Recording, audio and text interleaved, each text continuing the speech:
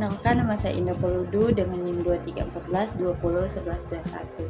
Saya merupakan mahasiswa aktif dari Fakultas Keperawatan dari Universitas Pembangunan Indonesia Manado. Dan saat ini saya akan menjelaskan tentang GCS dan triase, tugas ujian tengah semester dari mata kuliah Keperawatan Gawat Darurat dengan dosen pengampu Nurse Olvin Manengkei Eskep MK. Nah teman-teman, apa itu Glasgow Coma Scale atau GCS? Nah, GCS ini adalah skala neurologis yang digunakan untuk mengukur tingkat kesadaran seseorang. Skala ini menilai kemampuan seseorang untuk membuka mata, berbicara, dan bergerak sebagai respon terhadap rangsangan. Nah, GCS merupakan alat standar yang digunakan secara luas di seluruh dunia untuk mengevaluasi pasien dengan cedera kepala, stroke, atau kondisi medis lain yang memengaruhi kesadaran. Penggunaan GCS yang tepat dapat membantu tenaga medis memberikan penanganan yang cepat dan sesuai. Selain itu, GCS juga dapat digunakan pada kondisi kadar gula darah rendah atau hipoglikemia, keracunan, atau setelah kejang. Nah, tujuan utama pemeriksaan GCS adalah yang pertama untuk menentukan tingkat kesadaran awal pasien, yang kedua memantau perubahan tingkat kesadaran dari waktu ke waktu, yang ketiga membantu dalam perencanaan perawatan dan pengobatan, yang keempat memprediksi prognosis atau kemungkinan pemulihan pasien. Nah, berikutnya komponen pengukuran GCS. Nah, pemeriksaan neurologis bertujuan untuk mencari masalah pada dua bagian utama sistem saraf seseorang, yaitu yang pertama sistem saraf pusat, meliputi otak, batang otak, saraf optik, atau yang menghubungkan otak dengan retina di belakang mata dan sumsum tulang belakang. Dan yang kedua, sistem saraf perifer, semua saraf di luar sistem saraf pusat. Nah, GCS memiliki 3 kategori yang diterapkan dalam pemeriksaan neurologis. Sebagian besar berkaitan dengan fungsi otak. Namun beberapa juga melibatkan sumsum tulang belakang dan saraf di seluruh tubuh. Nah, berikut komponen pengukuran GCS yang perlu kalian ketahui. Nah, yang pertama di sini ada respon mata, mengukur seberapa terjaga seseorang jika orang tersebut tidak sadar. Tes ini mengukur refleks terhadap tekanan seperti cubitan ringan. Nah, berikut rentang skor respon mata dan indikasinya. Nah, pada skor 4 dapat membuka mata secara mandiri, skor 3 hanya membuka mata di saat diminta dan tetap tertutup jika tidak. Skor 2 mata hanya terbuka sebagai respon terhadap tekanan, dan skor 1 tidak terbuka sama sekali. Nah, yang kedua di sini ada respons verbal. Pengujiannya dengan mengajukan pertanyaan untuk mengukur ingatan, kemampuan berpikir, dan kesadaran terhadap lingkungan sekitar. Nah, berikut rentang skor respons verbal dan indikasinya. Nah, pada skor 5 punya orientasi baik karena mampu menjawab siapa, di mana, serta tanggal atau tahun. Nah, skor 4 mengalami kebingungan namun masih bisa menjawab meski kurang paham situasi. Nah, pada skor 3 bisa berbicara tapi respon tidak masuk akal. Pada skor 2 hanya bisa membuat suara tetapi tidak berbicara. Dan pada skor 1 tidak bisa berbicara atau membuat suara sama sekali. Nah, berikutnya respons motorik. Pemeriksaan respons motorik bertujuan untuk mengungkapkan apakah ada masalah pada koneksi saraf dan otak dalam mengontrol gerakan otot. Tes ini juga memeriksa kemampuan seseorang dalam mengikuti instruksi. Nah, berikut rentang skor respons motorik dan indikasinya. Nah, pada skor 6 mampu mengikuti instruksi kapan dan bagaimana harus bergerak. Pada skor 5 bergerak menjauhi dari tekanan yang dirasakan secara sengaja. Skor 4 bergerak sebagai refleks terhadap tekanan. Skor 3 otot menegang atau menarik ke dalam saat merasakan tegangan. Skor 2 otot meregang atau mengulur keluar sebagai respons terhadap tekanan, dan skor 1 tidak merespons atau bergerak sama sekali. Nah, pada tahun 2018, sebuah tim ahli memperbarui GCS dengan menambahkan komponen pupil yang disebut GCS-P. Pupil penting karena reaksi pupil terhadap cahaya adalah indikator penting fungsi otak. Skor pupil berkisar dari 0 hingga 2. Nah, pada skor 2, kedua pupil tidak bereaksi terhadap cahaya.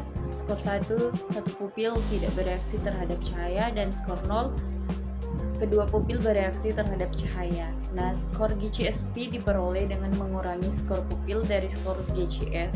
Skor berkisar dari 1 hingga 15, dengan skor 8 atau lebih rendah menandakan koma. Nah, cara mengukur tingkatan kesadaran GCS, dokter akan mengevaluasi 3 aspek utama dari GCS, yaitu respon mata, respon verbal, dan respon motorik terhadap rangsangan. Nah, jika pasien tidak memberikan respon secara spontan, dokter akan mencoba memberi rangsangan seperti meminta pasien untuk membuka mata, menjawab pertanyaan, atau mengikuti perintah sederhana. Dari penilaian ini, dokter kemudian mencatat skor untuk masing-masing aspek dan menggabungkannya menjadi skor GCS total. Skor ini nantinya akan digunakan untuk memantau perubahan keseharian pasien dari waktu ke waktu.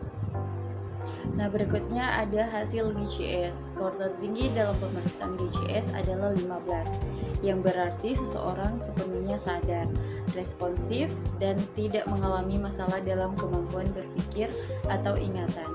Skor 8 atau lebih rendah umumnya menunjukkan koma, dan semakin rendah skornya semakin dalam komanya.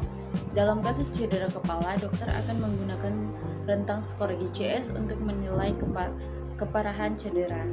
Nah, 13-15 cedera otak traumatis ringan atau gegar otak, 9 hingga 12 cedera otak sedang, 3-8 cedera otak berat.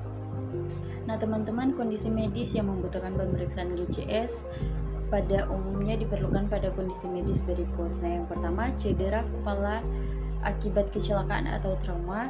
Yang kedua, stroke atau perdarahan otak. Yang ketiga, overdosis obat atau intoxikasi alkohol. Yang keempat, infeksi otak seperti meningitis atau ensefalitis. Yang kelima, gangguan metabolik seperti hipoglikemia atau ensefalopati hepatik. Nah, pemeriksaan GCS membantu dalam menentukan tingkat keparahan kondisi dan memandu keputusan penanganan medis.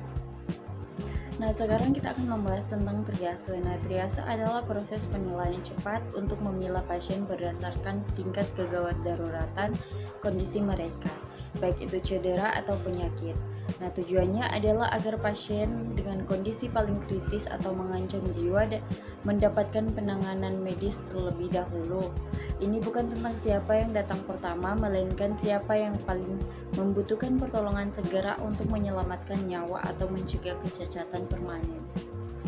Nah, tujuan utama dari penerapan triase meliputi yang pertama, prioritas penanganan seperti memastikan pasien yang nyawanya paling terancam segera mendapatkan tindakan medis.